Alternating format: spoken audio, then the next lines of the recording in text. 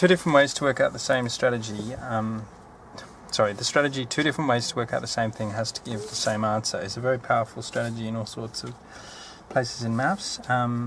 Just as a simple level, if one way to work out y is x plus 1 and the other way is 3x plus 2, then those two things have to be equal to each other.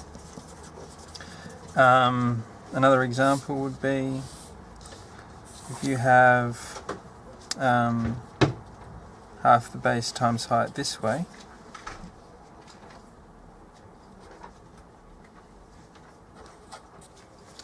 and half the base times height this way, let's say that's 18, then two different ways to work out the same thing. Two different ways to work out that triangle have to give the same answer. So the purple way is half base times height, and the blue way is half base times height.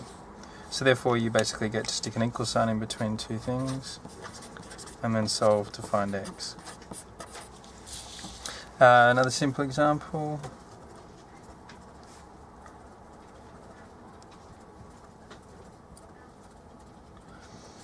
Two different ways to work out that. This block plus this block. Or you just do this plus this and then times by 3.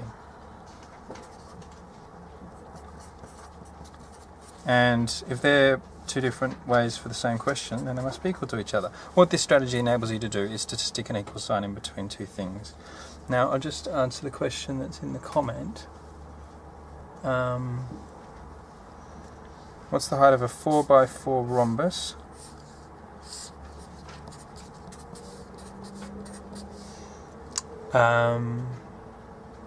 With diagonals of 2 and 5.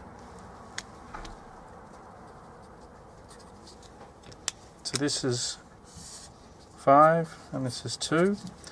Well, let's work out the area of this in two different ways. On the first hand, it's a kite, so halve the product of the diagonals. That's one way of working it out. The other way is to treat it as a parallelogram. It's this blue business. So that's the base times the perpendicular height.